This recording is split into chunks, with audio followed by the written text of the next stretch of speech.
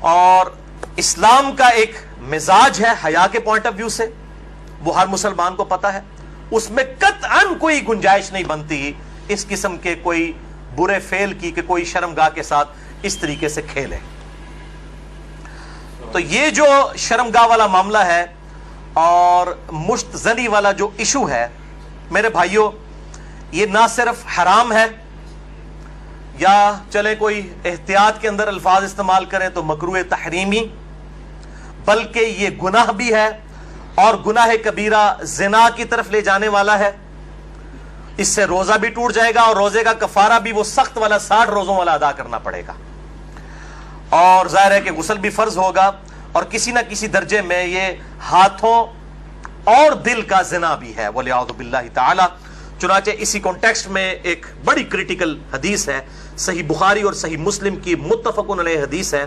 صحیح بخاری میں 6612، صحیح مسلم میں 6754، اور مشکات میں بھی 86 نمبر پہ یہ حدیث موجود ہے کہ آپ صلی اللہ علیہ وسلم نے فرمایا کہ آنکھ کا زنا دیکھنا ہے، کانوں کا زنا سننا ہے، بے حیائی کی باتیں سننا، زبان کا زنا بولنا ہے، فحش گفتگو کرنا، ہاتھوں کا زنا پکڑنا ہے، ٹانگوں کا زنا چل کر جانا ہے، اور نفس تمنا اور آرزو کرتا ہے اور شرمگاہ اس کی تصدیق کر دیتی ہے وَلِعَوْذُ بِاللَّهِ تعالی۔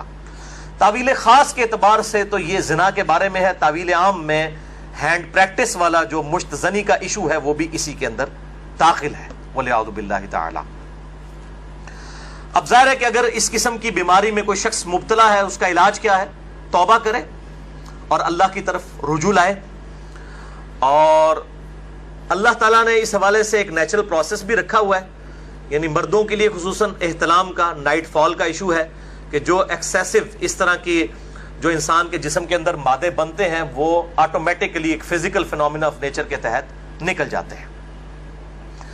بہرحال اپنی شہوت کو کنٹرول کرنے کے لیے آپ صلی اللہ علیہ وسلم نے علاج تجویز فرمایا، سب سے بڑا علاج، اور وہ ہے نکاح۔ اور اگر نکاح نہ ہو تو پھر کیا علاج؟ اگر آج کل کے فلاسفرز اور ان جو سو کالڈ بزرگوں کے فتوے مانے جائیں تو وہ تو کہتے ہیں کہ جی آپ نعوذ باللہ جو ہے وہ مستزنی کر لیں، یہ علاج ہے۔ نبی صلی اللہ علیہ وسلم نے یہ علاج تجویز نہیں فرمایا۔ صحیح بخاری اور صحیح مسلم کی متفقن علیہ حدیث ہے، بخاری میں 5066 اور مسلم میں 3398، اور مشکات میں بھی موجود ہے 3080 نمبر۔ آپ صلی اللہ علیہ وسلم نے فرمایا، اے نوجوانوں کے گروہ، تم میں سے جس کے پاس استطاعت ہے وہ نکاح کرے، یعنی جو فائنینشلی سپورٹ کر سکتا ہے، جس کے پاس اتنا خرچہ ہے کہ معاملات کو لے کر چل سکتا ہے۔ یہ فائنینشلی میں کیوں کر رہا ہوں؟ وہ حدیث کے الفاظ اس کی حفاظت کر رہے ہیں۔ اگر کوئی شخص استطاعت نہ رکھتا ہو، اسی حدیث میں آتا ہے آپ صلی اللہ علیہ وسلم نے فرمایا، تو اس شخص کو چاہیے کہ وہ روزے رکھے، یہ روزے رکھنا اس کی شہوت کو ٹھنڈا کر دیں گے۔ اور اسی حدیث میں الفاظ ہیں کہ آپ صلی اللہ علیہ وسلم نے فرمایا، اگر تمہیں استطاعت ہو تو شادی کرو، نکاح کر لو۔ شادی کرنا نگاہوں کو نیچا کرتا ہے اور شرمگاہوں کی حفاظت کا ذریعہ ہے، اور جو شادی کی استطاعت نہ رکھے، یعنی فائنینشلی، یہ تو نہیں ہے کہ وہ نہ مرد ہے، نہ مرد ہوتا تو آپ صلی اللہ علیہ وسلم نکاح کا تو نہ کہہ رہے ہوتے، جو شادی کی استطاعت نہ رکھے وہ روزے رکھ لے۔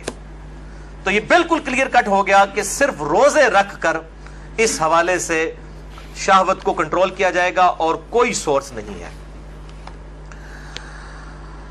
اور بھائیو، سوشل میڈیا کے اعتبار سے جو آج کل فتنہ اٹھا ہے، یعنی کمیونیکیشن گیپ ختم ہو چکا ہے فیس بک، یوٹیوب کے ذریعے۔ یعنی پہلے زمانوں کے اندر تو اگر کوئی لڑکی لڑکا آپس میں کسی اعتبار سے رابطہ بھی کرنا چاہتے تھے تو کوئی رابطے موجود نہیں ہوتے تھے، لیکن سوشل میڈیا اتنا بڑا فتنہ ہے کہ کوئی غیر محرم مرد و عورت آپس میں رابطہ کر سکتے ہیں۔ اور میں اس پہ کہتا ہوں یہ اتنا بڑا فتنہ ہے کہ اس فتنے سے صحابہ کرام علیہم رضوان کو بھی نہیں گزرنا پڑا۔ ان پر قتال کی شکل کا فتنہ آیا، یہ فتنہ پنجابی والا نہیں ہے، یہ عربی والا ہے، آزمائش۔ لیکن بے حیائی کا جو طوفان بدتمیزی ہے، بلکہ صحیح سونامی جو ہے، اس کا عشر عشیر بھی صحابہ کے دور میں نہیں تھا۔ کیا اس دور کے اندر صحابہ باہر نکلتے ہوں گے تو 20 فٹ بائی 50 فٹ کی موبائل کمپنیوں کے اشتہارات لگے ہوتے تھے بے پردہ عورتوں کے, اور یہ سوشل میڈیا اور ٹی وی, اس کے جہاں پہ پازیٹیو یوز ہے, یہ نیگیٹو یوز والا جو معاملہ اس زمانے میں تو نہیں تھا.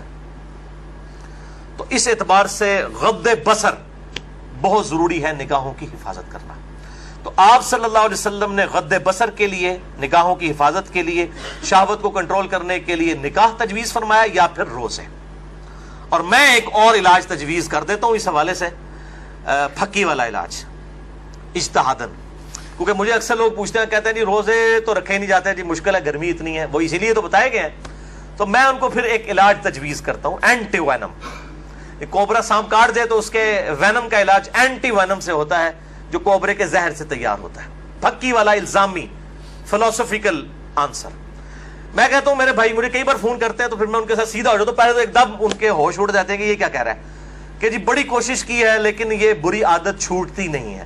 میں کہتا ہوں جی بہت آسان طریقہ ہے میرے بھائی, روزانہ آپ نے 1 منٹ کے لیے صرف موم بتی کے اوپر نا, اس کے شعلے کے اوپر آپ نے ہاتھ ایسے رکھنا ہے 1 منٹ کے لیے.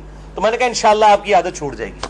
کہتے ہیں جی 1 منٹ کون رکھ سکتا ہے؟ تو میں نے کہا میرے بھائی 1 منٹ آپ اس کی پریکٹس نہیں کر رہے, تو آپ نے تو انشاءاللہ تعالی اس گناہ کی وجہ سے جلنا ہے جا کے دوزخ میں. تو آج سے پریکٹس شروع کریں.